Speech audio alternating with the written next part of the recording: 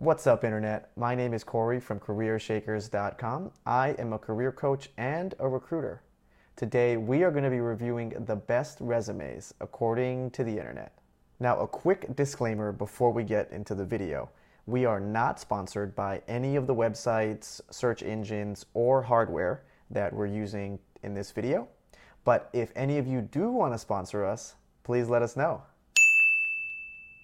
So we are going to start with a Google search. We can probably start with best resume format. So we got some ads here at the top. We'll skip those. Sorry, Google. And we'll go down here. The first returned website here, novoresume.com. Oh, updated for 2020, featured in Time Magazine, Business Insider. Wow. A lot of accolades here, so definitely setting the bar really high for yourself here, Novo Resume. I'm expecting a lot. Oh, okay, here we go. So first resume template. Oof, not a good start, Novo. Not a good start. So I definitely don't recommend ever including pictures on your resume, mostly because it opens you up for bias, both subconscious and conscious bias.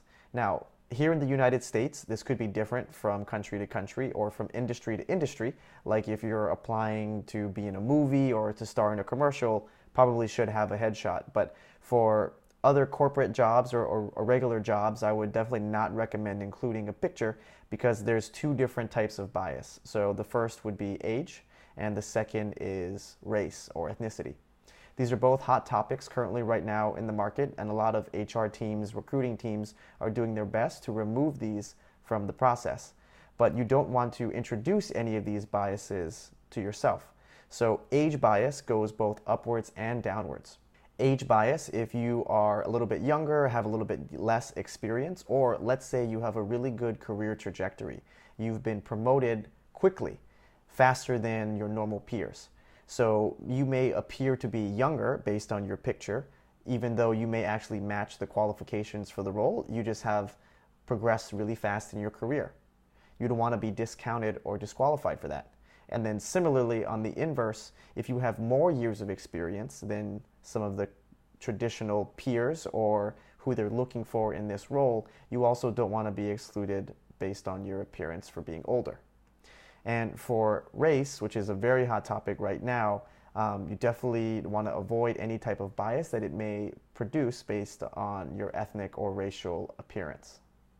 Okay, so let's move past the picture here. What else do they have on Jane Doe's resume? Oh, no, skills. Oh, no, definitely strike two here.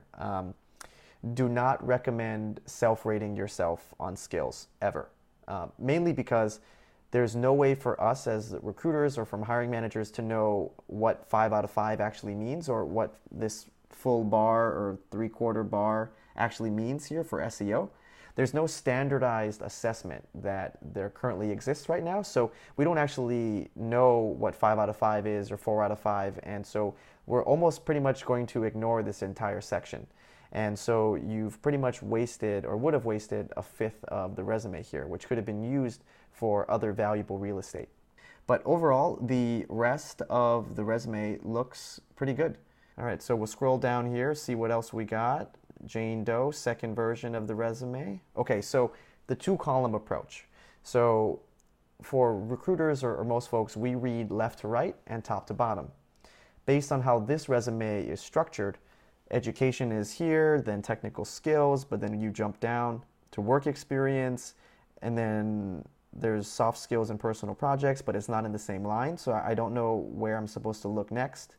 And then it jumps down to volunteer experience, and then so it's hard to understand where they want to draw our attention and what we should be focusing on. And also you can see how the two-column approach, it really condenses your margins, and so there's not a lot that they can actually fit here. Even in just 3 bullets, it looks really condensed and squeezed together, just not too visually appealing. Definitely don't recommend using this format either. Very shocked that it was featured, unfortunately, on those types of magazines. Definitely don't recommend structuring these resumes in this type of format. Okay, so let's give one more website another look. Zeddy.com. Best resume format 2020. Certified professional resume writer, career expert. Oh, featured in Forbes, business.com. Wow, all right. Well, the other one was featured in those too, so we'll see if this one's any better. Okay, Frank Shelby. Clean, neat, easy to read. Font's a little small, but overall, I think it's a pretty good resume. Don't like the skills, self-rated. You know that, don't recommend that. But other than the skills section, looks good. Good use of the full page, easy to identify their experience, good visual breaks between experience, education, certification sections. Yeah, overall, pretty good. Let's see what else that they got on here. Okay, this one we should definitely talk about. So this is the functional or skill-based resume template. These are usually recommended for folks who are doing job changes or career switches, or if you have gaps in employment. Now, one thing that you should think about as recruiters are looking at this format of resume is it's very hard, almost impossible, to discern which skill sets are most relevant and recent and tied to which role or experience that you have listed. So for example, I don't know how recent their social media relations experience is. It could be from when they were an office assistant back in 2015, or it could be from their role that they have right now. So there's no way for me to tell how recent these skills have been utilized. The reason why this is not so good is because if you're applying for a competitive company, a competitive job, there's lots of other applicants. As a recruiter, you have to think about, would they want to spend the time scheduling a call with you just to find out how relevant and recent your experience is? Or would they rather just take the time to talk to someone whose resume already clearly shows that they have relevant and recent experience without having to guess? So that's just something to kind of think about. There is, in my opinion, better ways to overcome gaps in employment or job switches or career changes. So next, I heard that you can buy or download or find pre-built resume templates for you. So why don't we just take a quick look at those templates here right now. So I think next we'll try and type in something simple like resume templates. myperfectresume.com. What a great domain name. Wow, they have a lot here that you can choose from. Okay, so they've got two resume templates here side by side. Okay, so I recommend the template on the right just because it's really good use of color. They use different colored fonts, the blue here, to draw your attention and create natural and easy section breaks for you without having to create lines.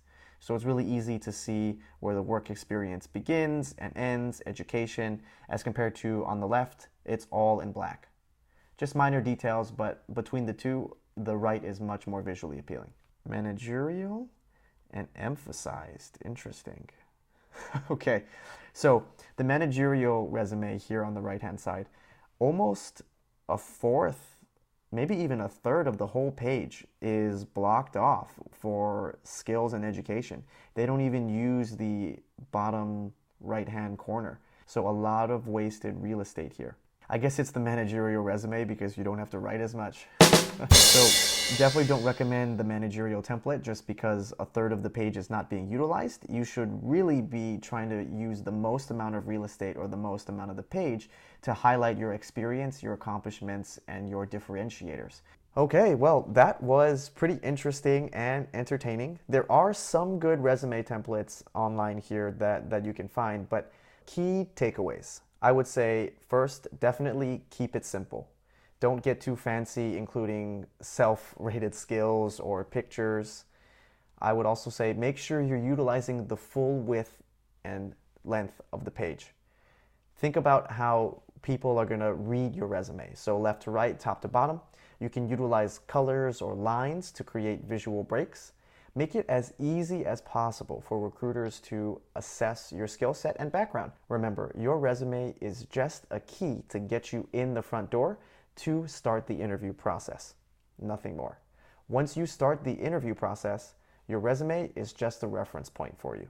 All right, so if you found this video to be helpful or interesting and you want to work with me, please check out my website down there in the description below. It's CareerShakers.com. And if you found this video to be helpful or entertaining, please click that subscribe button. Okay, more content coming soon.